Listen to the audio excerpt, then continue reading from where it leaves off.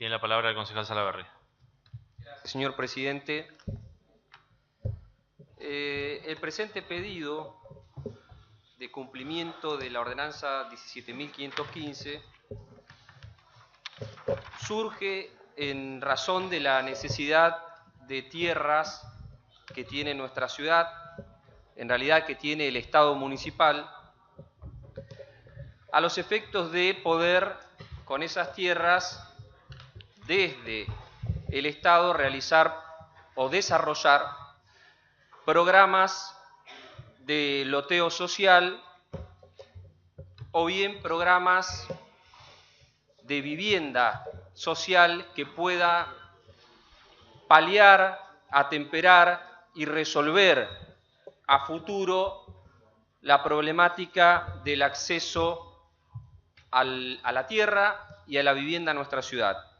En Bahía Blanca tenemos aproximadamente de 60.000 personas con problemas habitacionales, algunas familias cuyas casas requieren mejoras habitacionales y en otros casos con sectores de la ciudadanía que no acceden a un crédito o que por el nivel de ingresos tampoco acceden al mercado inmobiliario a los fines de comprar un terreno para poder construir su propia casa.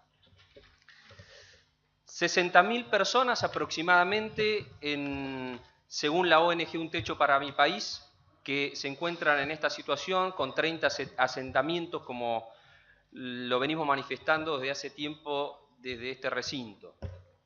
Ahora bien, ¿qué problema de fondo tiene el Estado municipal para poder resolver hacia futuro esta temática?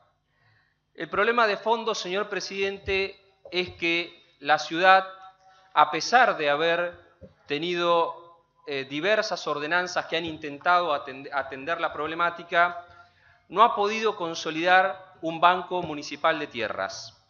Es decir, la ausencia o la escasez de tierras en el patrimonio municipal impiden virtualmente la realización de programas con lotes con fines sociales.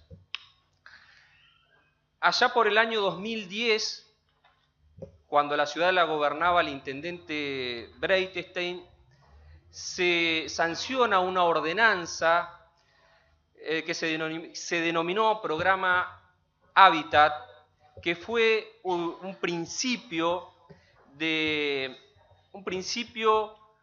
a los efectos de comenzar a involucrarse en el tema atendiendo la problemática. Esa ordenanza, en virtud de esa ordenanza surge el Programa Hábitat, cuyo reflejo puede verse hoy en el barrio Martín Fierro, con un loteo social existente, e incorpora en uno de sus artículos la creación del Banco Municipal de Tierras, es decir, hoy tenemos creado por ordenanza ya un Banco Municipal de Tierras, y se establecen los mecanismos a partir de los cuales el Estado, en este caso el municipio, puede adquirir tierra. Mecanismos que son diversos. Algunos de los instrumentos, sobre uno de los cuales me voy a profundizar y ahondar en otro proyecto que tiene que ver con el instrumento de la usucapión administrativa, vulgarmente conocida como usucapión. En realidad es una manera de adquirir el dominio a través de el paso del tiempo por parte del municipio. Se establecen diversos instrumentos para que el Estado intervenga a los efectos de poder contar con tierra. Esa ordenanza fue un avance, fue un principio.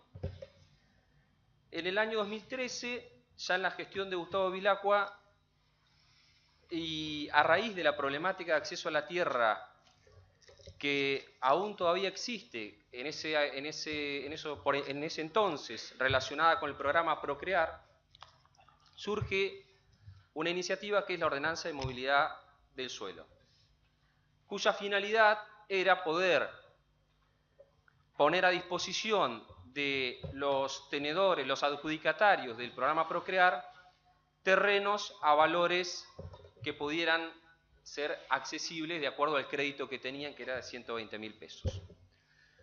Pero esa ordenanza, que es la ordenanza que estamos pidiendo que hoy se cumpla, que es la 17.515, denominada Programa de Movilidad del Suelo Urbano, receptó e incorporó dentro de su articulado algunos instrumentos de la ley de hábitat, de la ley que se había sancionado recientemente, que es la 14449.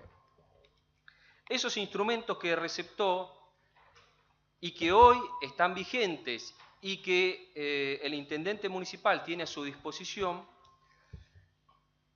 es lo que estamos pidiendo que se cumpla. ¿Por qué? Porque la ordenanza está vigente y no se ha enviado a este recinto lo que se denomina declaración de parcelamiento y construcción obligatoria. ¿Qué es esto? Es básicamente una herramienta que tiene el Ejecutivo que debe cumplir enviando al Consejo Deliberante una declaración de cuáles son los macizos que todavía no están urbanizados, es decir, que no están loteados, que el Ejecutivo entiende que deben declararse de parcelamiento obligatorio, es decir, de subdivisión y de construcción obligatoria.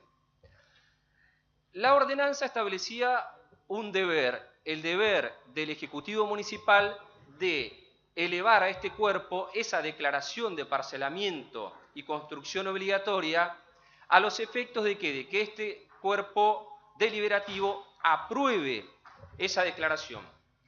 ¿Y por qué es importante, señor presidente, este instrumento con el que hoy ya contamos? Es importante porque a partir de esta declaración surge un plazo de 3 años establecido en la propia ordenanza, en el cual los privados cuyas parcelas o construcciones han sido declaradas, valga la redundancia, de parcelamiento o construcción obligatoria, deben en ese plazo o parcelar, subdividir o construir de manera obligatoria. ¿Y qué efecto tiene si transcurrido ese plazo el privado no parcela o no construye? El efecto que tiene es doble. Por un lado, surge la posibilidad de la declaración de utilidad pública y expropiación, y por otro lado se dispara una tasa progresiva a esas parcelas, una tasa especial progresiva. ¿Por qué el planteo y la exigencia del cumplimiento de esta ordenanza? Hace unos días atrás, el intendente municipal manifestó, y de hecho ingresó a este recinto, la adhesión por parte de nuestra ciudad a la ley Hábitat, es decir, a la ley 14449. Pues bien, nosotros nos parece importante esta adhesión, pero fíjese, señor presidente, que esta ordenanza, en cuyo articulado se recepta o incorpora literalmente lo establecido en la ley de hábitat, está siendo incumplida por el propio Ejecutivo Municipal. Es decir, por un lado tenemos a un Ejecutivo, un intendente que envía una ordenanza para adherir a una ordenanza provincial, pero por otro lado tenemos la realidad que nos dice que ya existe una ordenanza en la cual el Ejecutivo debía cumplir con lo que le estoy mencionando y que no se ha cumplido. ¿Cuál es la importancia de esto? Del que, al no haberse enviado a este recinto, virtualmente esto es letra muerta. Es decir, la propia ley de hábitat en este mecanismo particular hoy no se puede aplicar porque el Ejecutivo está incumpliendo.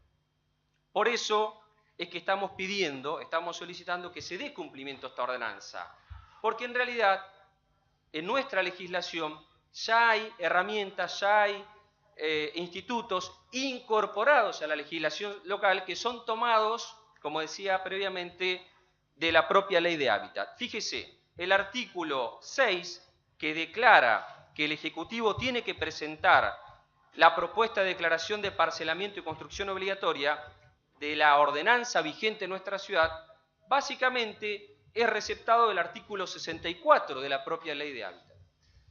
Es decir, pasa el tiempo y no incumplimos una ordenanza que recepta justamente institutos de la Ley de Hábitat. Pero fíjese otra cosa, señor presidente.